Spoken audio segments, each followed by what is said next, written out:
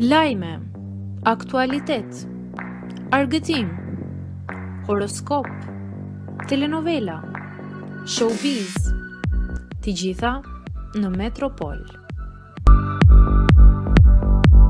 Bëni subscribe në faqen Metropol. Krah njëri tjetrit, Lori Hoxha dhe Vis Bayraktari fotografohen për herë të parë në publik.